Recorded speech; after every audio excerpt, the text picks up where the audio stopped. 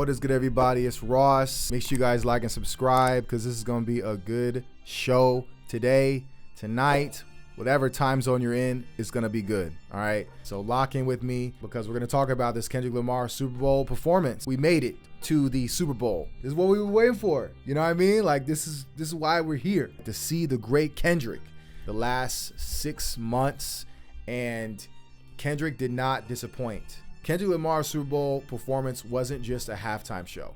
It was a play within a play. It was an anti-minstrel show, a critique of black activism through the lens of white America. You know, that's what it was. But the way Kendrick did it was genius. It was completely genius. Him and his team were completely genius in doing this. And we're going to break this down, okay? If you're here for me to just say Kendrick killed it and move on, that's not what we're doing here. We're going to break this down the right way, okay? We're locking in with this. This show, this performance, the message, it was about power, it was about control, and the ongoing fight for black economic justice. We're going to dive in with this, okay? Stick around. If this is what you want to hear, you're at the right place, okay? Let's get it. So, I believe that there's two things from the Apple Music interview that Kendrick did with Ebro and Nadeska that I believe he wanted to convey in the interview before this show to really help us tie things together. This is what I believe, okay? Number one, he talked about storytelling, how he wants to incorporate storytelling. He always keeps that in mind. He wants to do more of that.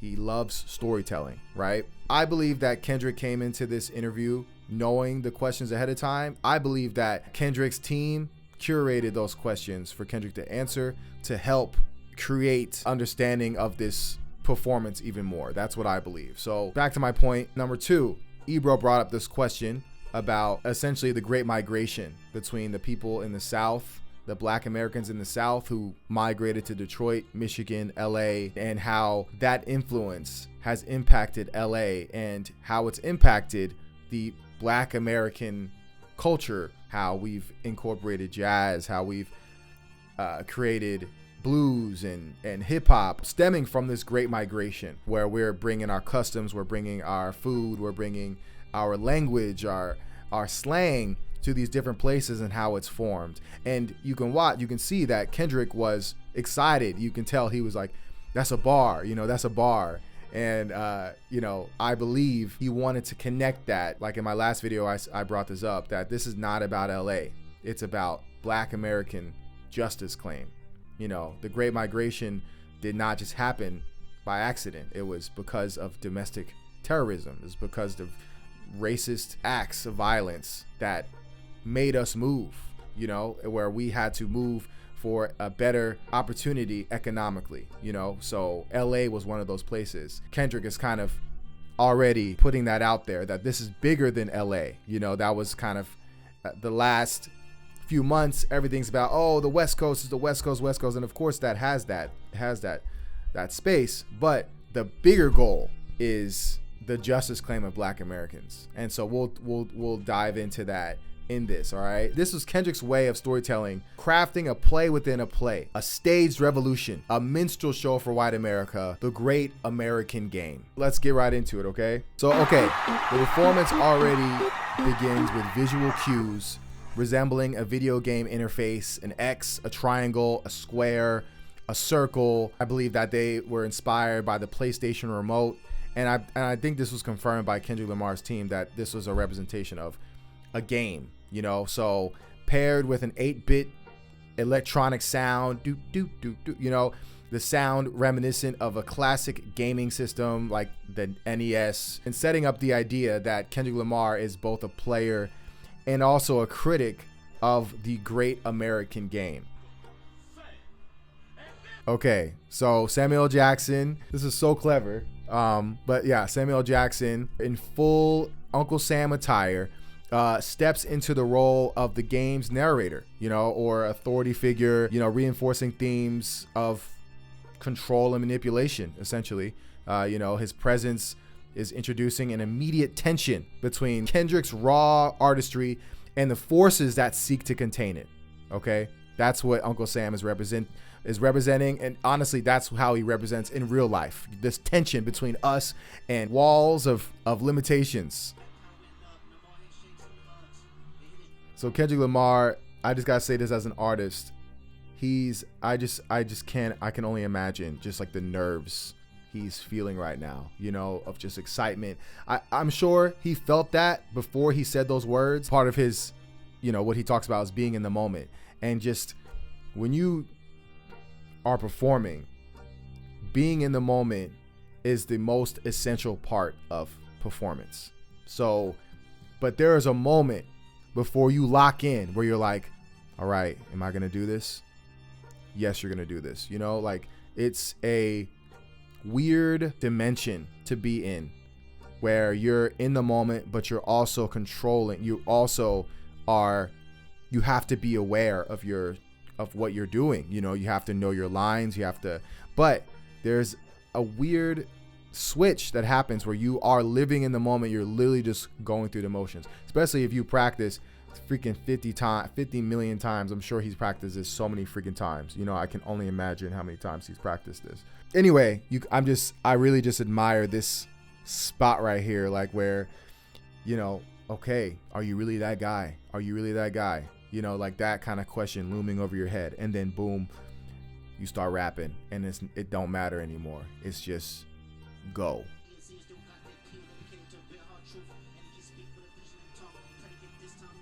You know, his lyrics, he's really just talking about where he's coming from, how he's maintained his integrity. When I first watched it, not understanding that this is a play, I'm like, why did he pick this song? You know, like I remember thinking that, but listening to the lyrics and then understanding the bigger picture and how he's building this up, he's building this story up for the main climax. Really just locked in, just sharing and pouring his soul out right now. And the strings coming in, oh my goodness, man. Like, I love strings. You know, we all love strings. Strings will make you cry, you know what I mean? Every freaking time. Okay, so this part right here really stood out to me, where he's talking about started nothing but government cheese, but now I can seize the government too. He's reflecting both the personal and a systemic transformation. He's moving from being a product of an economic hardship, you know, symbolized by government assistance, right, to someone with influence over political and social discourse. So he's recognizing this, and that's why I believe he's kind of coming with this critique of it. So, you know, the lyric is powerful. It's, you know, it's a nod to economic oppression, you know, in the way the American system has historically restricted black wealth and power. And he's a product of that. And that song is just hard, yo. Like, the Body song is just hard. All right. So this is the main part right here I wanted to pause on, when he said, the revolution is about to be televised. This line is an obvious nod to Gil Scott-Heron's famous quote and song, the revolution will not be televised. But the wording here is key. If you guys listen back, Kendrick Lamar says the revolution is about to be televised. If Kendrick truly believed the revolution would be televised, he'd say it outright. The revolution will be televised. But he doesn't. He says about to be, which adds a layer of critique, almost like he's setting up a staged revolution rather than a real one. Okay, and that's why I believe this show is a play within a play, a minstrel show flipped on its head. And this is the genius that I see Kendrick and his team creating this. You know, Kendrick is not falling into the trap of fake activism, which is what a lot of us, we want to see activism, but it's so hard to do that in this space. He's creating this environment where he's going to critique it, because we've seen artists attempt these so-called radical performances, right? And most of the time they fall flat. They look forced, it looks corny, not authentic at all. Like, they're just checking a box for the industry owner, you know, than making a real statement. So I gotta bring up when Beyonce did the Super Bowl with the Black Panther imagery. It was, you know, white folks was mad, but did it really push a message beyond aesthetics? No, it didn't, you know. And I just remember watching that and I was like, it just felt so forced. Or another one, when Lil Baby performed at the Grammys, I think it was 2021. It was supposed to be a protest against police brutality, but it was like overproduced, staged. It was just stripped of any real urgency, honestly. Definitely Lil Baby's performance was a clear example of activism turned into a commercial. Just like that Pepsi commercial with Kylie Jenner, right? Was it Kylie Jenner? Yeah, I think it was Kylie, right? Or was it Kendall? No, I think it was Kendall. I can't keep up with him. But anyway, like that, like, you know, or when Snoop Dogg and Tom Brady did that, I hate the way you, or whatever, like whatever. It was like, stop hate. Like, it's corny. Like, it's not real. It's not going to get anything. It's just a check mark. They're like, oh, let's check this off. Like a lot of corporations and businesses, they announce that they're donating to Black Lives Matter. It was like almost like, oh, we don't want to look racist. They have some type of checklist where like, okay, diversity check. Okay, not looking racist check. Okay, cool. We got these checked off. That's what it looks like when you incorporate these fake activist bullshit, to be honest. So Kendrick, in my opinion, I believe he is aware of himself as an artist and who he is. How can he perform, send a message without looking corny? Pretty much is what I'm getting at. And that's exactly what I would do if I'm looking at something, if I'm about to perform at the Super Bowl, I would have a really hard time saying yes to that, to be honest, because of what they did to Kaepernick, how they blackballed him. I'll get into that later, but Kendrick seems to be mocking these kind of performances. So, you know, the ones that present activism in a way that's safe for corporate America, because that's exactly what happens in these controlled spaces like Super Bowl. You know, it's built for corporate America. They regulate the hell out of your script. They regulate the hell out of the songs you're playing. So no one is going to just walk up there and be like, yeah, we're doing Fight the Power. I believe even, was it 2016? When Kendrick Lamar did perform at the Super Bowl for Dr. Dre, he bleeped out, we hate the popo, you know, or something like that. A controlled space. I think that maybe Kendrick has learned from then to how is he going to approach this as a solo artist, you know, because the NFL is not going to let Kendrick do whatever he wants. But what Kendrick does here is genius. He's flipping the script. Instead of pretending this is a real revolutionary moment, he highlights it artificially, essentially.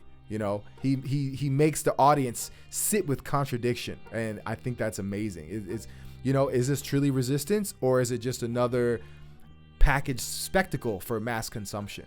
So that's the genius of it. He's not just performing, he's critiquing the performance itself.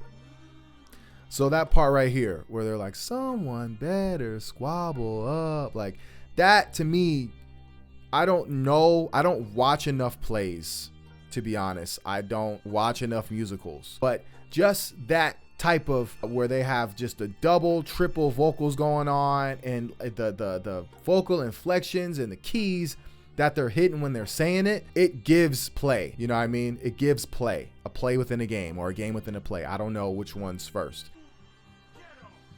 Man, okay, so at this point we're seeing red, white, and blue. This is obvious, you know, the great American game. And also everyone there on stage is black. They're gonna form an American flag representing black bodies building this country. You know, it's clear as day, right? Okay, regardless. So Samuel L. Jackson, Uncle Sam, reappears right after Squabble Up, condemning Lamar for being too loud, too reckless, too ghetto. So this moment serves a direct critique of respectability politics. We all know and love. We all, every black person, we all have experienced this. We've all have experiences. We've all had this awareness, and that's why we always code switch when we're at work, and we don't want to be judged for being too loud, too reckless, too ghetto, and making them feel uncomfortable. So, you know, that idea that black people must behave in a certain way to be accepted by mainstream white society. Next, he says, Mr. Lamar, do you really know how to play the game? The expectation that black artists must navigate the industry by adhering to its rules. I think that's such a crucial part of him telling this story. So anyway, Lamar immediately counters the attempt to silence him with Humble. Oh yeah, and then tighten up. He said, then tighten up. So him picking Humble, this song choice is deliberate. Lamar has been told to tighten up, but instead of conforming, he asserts his dominance. All right, so there's a shot representing gunshots, you know, evoking violence. I think that, you know, this is I feel like this is a representation of like state sanctioned violence. That's just kind of, I'm just kind of spitballing that. You know, I might be going too far. It could just be a transition to the next stage. Okay, so he transitions to DNA. You know, this is one of my favorite songs by Kendrick Lamar. This is the song that really introduced me to Kendrick. I didn't really start listening to him for real until DNA. I heard that, and I just really liked just the raw honesty of it. DNA is, you know, it's focusing on heritage and identity, just also emphasizing that Black Americans are an intrinsic part of this country's fabric. You know what I mean? So he's just a product of that, but he has all the beautiful, the bad, the ugly, whatever in his DNA, right? It's a powerful song, honestly. So I can see why he chose that song in the story, but you can tell it's building up. It's building up more and more. It's getting like more radical as it progresses. Okay, I gotta just say this, yo. This breath control is out of this world. If you're a performer, you already, how many minutes in? We're 4 minutes in. He's been running nonstop, dancing nonstop, rapping nonstop. Like, not just rapping like, you know, like Dr. Seuss rhymes. Like, he's saying a lot of words. This is why, like, I be jealous of singers because, okay, no disrespect to singers, but I be jealous as hell because, like, singers, they hold a note and then, like, they let the music sit and then they'll sing again and kind of rapping. Yo, especially if you're a lyricist, you just gonna be spitting. Whenever I'm doing my shows, I'll be thinking in my head, like, damn, I'm saying a lot of words, yo. A lot of words within, like, a small amount of time. Versus, like, a singer, like, their verse is really, like, only 7 to 10 words. But for a rapper, that's, like, 20 words. You know what I mean? So, anyway, this is impressive. This is so impressive. I can't express that enough. I can't emphasize that enough. This is so impressive. His breath control, it really shows that he's been running 6 miles a day. He's been running, you know, it encourages me. I'm like, yo, I need to run too. Like, I hit the gym, I do weightlifting, but my cardio is like, anyway, it encourages me to step up my own cardio. Let's just say that this guy, he's a few years older than me. And I'm like, dude. And then he goes into Euphoria, yo. Then he goes into Euphoria, bro. Insane. Anyway, so yes, he's going to be throwing digs at Drake throughout this. He's going to be throwing digs at Drake throughout this. But I believe Drake is part of the problem. He's part of this, like, commodification of black culture in ways that appeal to mainstream, you know, often white audiences, while, like, sidestepping the deeper struggles and messages that artists like Lamar highlight. Anyway, I believe that's why he incorporated Euphoria into this story, not just because it's a dig at Drake, but what Drake represents. And I think that's why Kendrick strongly dislikes Drake, is Drake's ability to shape shift like the Anamorph books, you know what I mean? Just different regional accents and styles. He's never even, like, I don't know how he's able to do all that and get away with it. I think Drake is just a symptom of the industry's preference of a safe, palatable blackness over authentic, radical expression, you know. And I think this directly ties to Uncle Sam's earlier command to tighten up and play the game. The industry sidelines those who push for substance, political engagement, and cultural accountability. This is how hip hop was birthed. Kendrick is bringing that back. So that's why the resistance to Drake is inevitable. It was inevitable. So I believe this scene is very powerful with Kendrick. And I don't know if, I believe that this is a street that he's walking on, right? Street lights, and, you know, they're just kicking it. And I just love this acapella type freestyle. I love that, man. This is a rap show. This is a rap show. I think that the show, I think he focused less on spectacle. This is what I'm thinking. If he had any control with this, is, you know, people wanted to see more fireworks and more pretty things. And yeah, the sound mixing had a lot of issues, to be honest. I watched it on TV too, and it was like not the best. But regardless, this is a rap show, and I just love the fact that he's bringing in like an acapella and this kind of backtracking. You know, I just super dope. Okay, you know, and of course that's the song "Man of the Garden." Man of the Garden. And so Uncle Sam comes in saying, I see you brought your homeboys with you. The old culture cheat code, scorekeeper, deduct one life. So before he says, so I see you brought your homeboys with you, the old culture cheat code.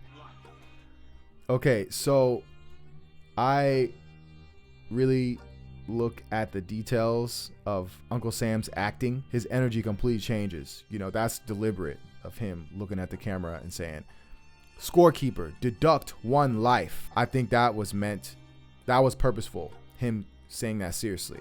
Because at first I'm thinking, oh, okay, this is a game, you know, this is a game, which is a metaphor for, you know, being penalized a point for breaking the rules, right? I was thinking that, like, oh, he's penalizing one life point. I think it's much darker than this. I was hearing about rumors about Drake being involved with XXXTentacion's murder back in 2018, I believe.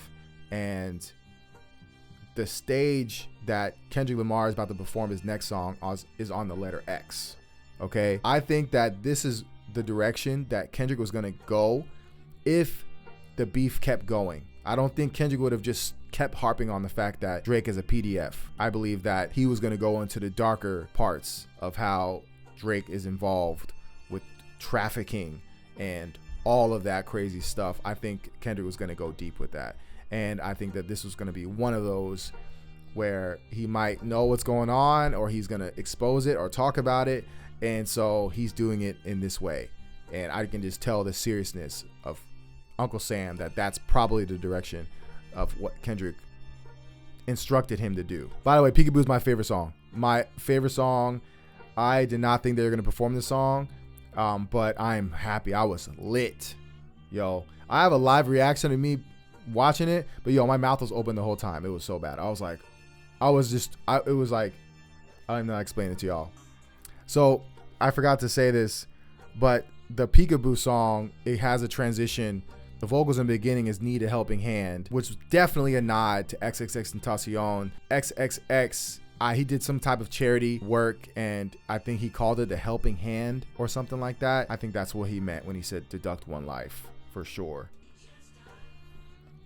All right, so here's a play. To me, that's why I think it's a play. Whenever they get the lady saying this type of way, that's a dig at Drake. Obviously, you know, they love to sue.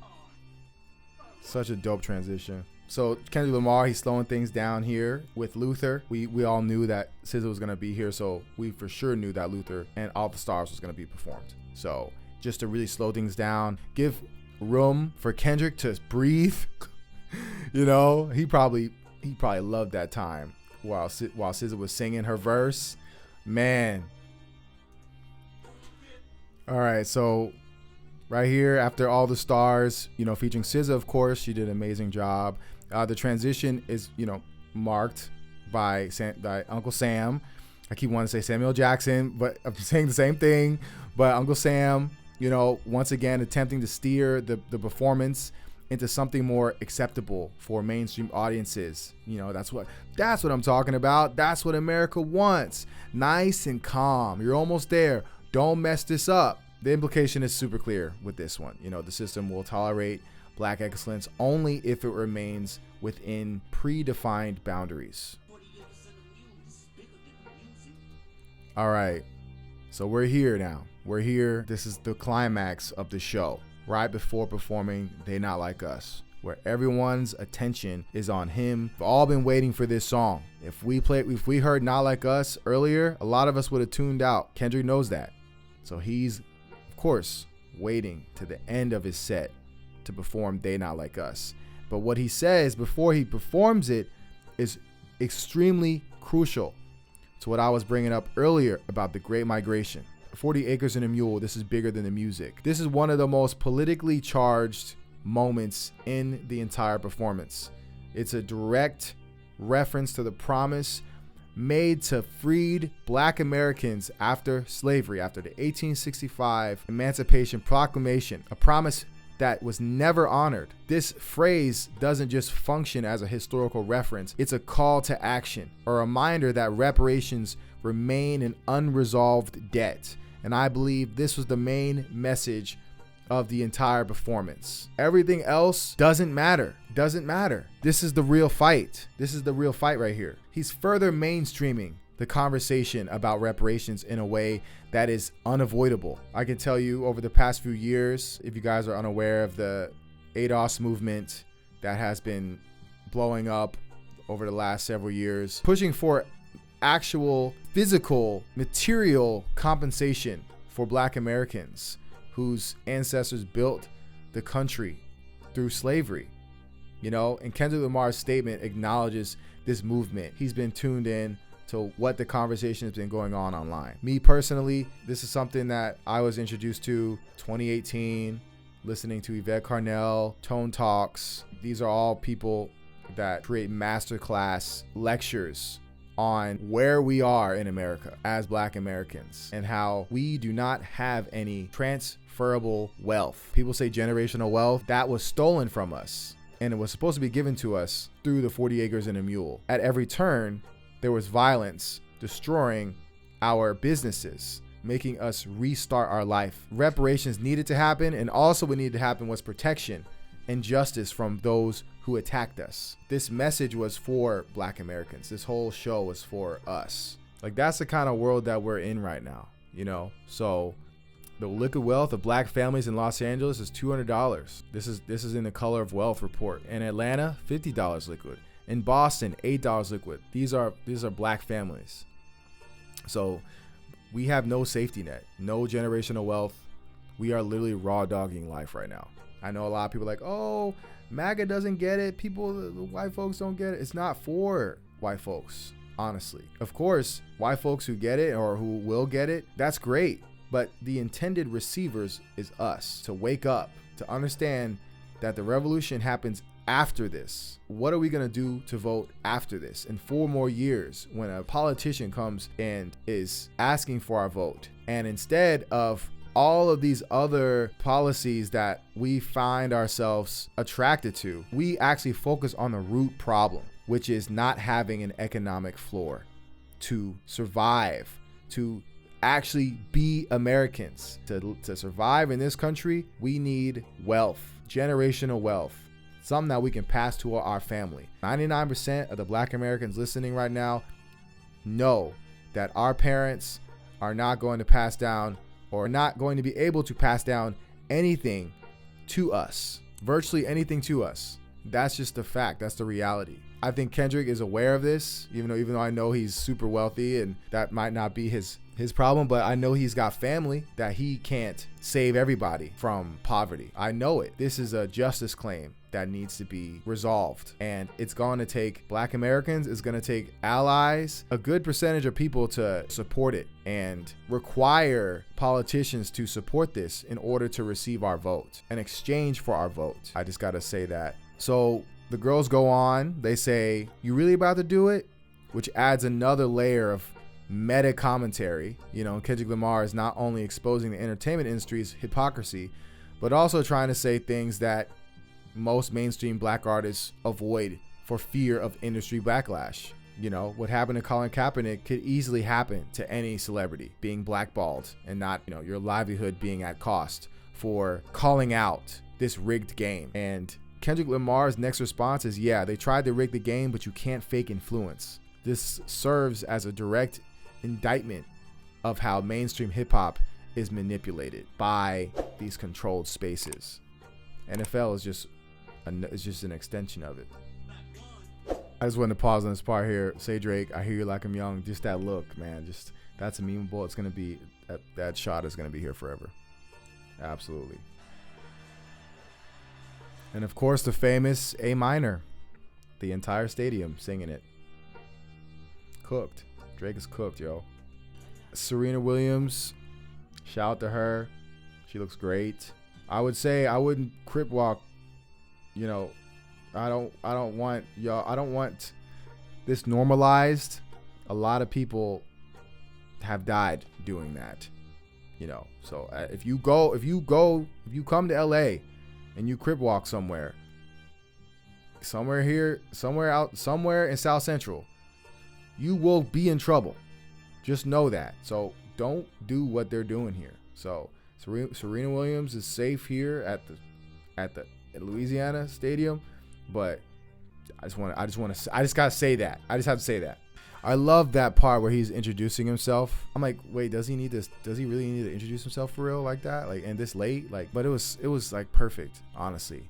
I did not expect that. Saying I come from Compton, California. I feel like it just comes full circle with reminding the people in Louisiana of that connection. And as we all know, Kendrick ended with TV off, and that completely helped me with this idea, because he started off saying the revolution is about to be televised, but then he ends with TV off, which creates a juxtaposition. It just ties the knot to this play, this game, critiquing this minstrel show through the lens of white America. That is my theory. That's what I think, how it went down, and how Kendrick wanted to relay his message without it being forced. So yeah, good on him for this. And that smile at the end right there, and it says game over. It's a good show. It was a good show. It wasn't perfect, but it was a really good show. And this is definitely a step forward for hip hop, for a solo hip hop artist to really control, move, and keep up with something as big as a Super Bowl. You know, this is the great reset, because I'm so used to artists rapping over their backtracks, and it's like a karaoke show. You know what I mean? It's been like that for years. So I feel like I'll be like the only one that be doing. I'm like, yo, does no one else take out the lyrics of their songs when they perform? Just let it sit there and you rap over it and expect that's a show? I just don't get it, you know? So anyway, I definitely consider myself of the ilk of those artists like Kendrick Lamar who rap without any backing tracks. So my final thoughts. Kendrick did something that no one else has done at this level. Point blank, period. Okay? Now, would I have loved to see him kneel for Kaepernick? Absolutely. I know back in 2017, Kendrick Lamar shared he's in support of Colin Kaepernick, and here we are in 2025. He's headlining the Super Bowl, right? That's something that he could have done. That's something that I would have done. If I said yes to performing at the Super Bowl, I'm going to do something that's going to let them know for real, like wake up everybody there. Like, oh, snap. He really, bringing back all the PTSD that they experienced when Colin Kaepernick was kneeling at them games, and how the NFL blackballed him. And then how Jay-Z, they swooped in, bringing Jay-Z as a PR stunt, paying Jay-Z $100 million, and Jay-Z, creating a veil of progression, that's not real, to make people think things are getting better without changing anything. There was no policy changes or anything like that after that. It was just Jay-Z being able to curate, I guess, the halftime show, and that's supposed to represent Black progress. Like, how has it impacted your life? You listening, how has it impacted your life for real? Anyway, Jay-Z coming and completely killed that protest. But I haven't watched football since then, but I watched halftime for Kendrick. Kendrick did not disappoint. I think that this is a really good way, the storytelling, the critique, and a play within a play, and acknowledging that the real fight is when the TV is off. Him kneeling, at least before it's over or sometime during that performance, would have been nice. That's my critique on it. So, but overall, I think Kendrick and his team are geniuses for framing it in this way. You're watching this, you're like, okay, I got it, Nile. Kendrick gave us a message, but what can we actually do, right? Like, what can we actually do? And so that's a really good question. Like, oh, what do we do for real? But I want to put you guys like in the right direction with this. If you're really serious about getting involved, in the fight for reparations and real justice, there's an organization already doing the work. This is the ADOS Advocacy Foundation. This is a grassroots movement led by Yvette Carnell, who's a president, and she's been at the forefront of pushing for reparations as a federal justice claim. And ADOS Advocacy Foundation, they've been instrumental in making reparations a real policy discussion, not just a slogan, but something that's actively being fought for through research, advocacy, and state level and federal level engagement. So, one of the biggest misconceptions is that reparations is just a federal issue, but there's work that needs to happen at every level, locally, statewide, nationally, And that's what this organization is for. That's what it's focused on, you know, real strategic organizing that builds political power to get this done. This is something that I've been involved with the last year or so. You know, the LA chapter just launched. I live in LA, but there are chapters forming across the country. You can go on the website, ADOSFoundation.org, and then do the join us and start from there. And then you can go on the Twitter. They got the Twitter information and just lock in. We have like a super welcoming community. Anyway, I just had to shout that out just to give some direction. The real work is locally, you know, mobilizing. So if you're serious about it, this is where you start. That is my breakdown of the Super Bowl. If you guys made it this far, please put in the comments you made it this far. I really appreciate y'all, and I'll have something special for you guys here in a minute. Leave a comment if you agree or disagree, whatever. Let's talk about it. All right, peace. Feels like a second chance every time I turn on the news. A black American man killed, they tied in the noose. Feels like a second chance, a man just could have been me. Feels like a second chance, in 24 hours I breathe. This shit is not adding up. Body count is just adding up. A motherfucker's not aware enough. A motherfucker's not care enough. I believe it seems to be the latter. Seems to be a 400-year struggle building in this country since emancipation. Time for reparations. I've been on call with my people. Time to go get up, collecting the government's dues. Anything else a distraction. I don't got no time for no bullshit. You talking, we moving. I've been on that to the T. Pay with a capital P. I wear my heart on my sleeve. ADOS in my jeans. All of my legends in me. If George Floyd, he be hearing this. If Breonna Taylor had a second chance, she be hearing this. If Ahmaud Arbery had a second chance, he would fuck with this. A white supremacist system that was built to crush your necks. Who is next? You can't even trust your common sense. This is something you should comprehend. Reparations, that's the only chance. I'm sick and tired of the symbolisms. Did 44 even try to fix it? There was Jim Crow, there was Tulsa. We were redlined, we've been locked out and built the richest country. That's right. Feels like a second chance every time I turn on the news. A black American man killed, they tied in the noose. Feels like a second chance, a man just could have been me. Feels like a second chance, in 24 hours I breathe. I've been on call with my people. It's time to go get up, collecting the government's dues. Anything else a distraction. I don't got no time for no bullshit. You talking, we moving. I've been on that to the T. Pay with a capital P. I wear my heart on my sleeve. ADOS in my jeans. All of my legends in me. Feels like a second chance. I don't got another chance. Every time I call my parents, feels like the last glance. I've been running out of time, walking on a thin line. Trigger fingers with the knife, pointing right in my mind. If they're gonna try to kill us anyways, might as well fight for something. And I'm damn sure not gonna let it happen, and I wind up dead for nothing. I believe that it's our biggest battle. Seems to be a 400-year struggle building in this country since emancipation. Time for reparations. I've been on call with my people. Time to go get up, collect on the government's dues. Anything else a distraction. I don't got no time for no bullshit. You talking, we moving. I've been on that to the T. Pay with a capital P. I wear my heart on my sleeve. ADOS in my jeans. All of my legends in me. Yeah. ADOS stands for American Descendants of Slavery.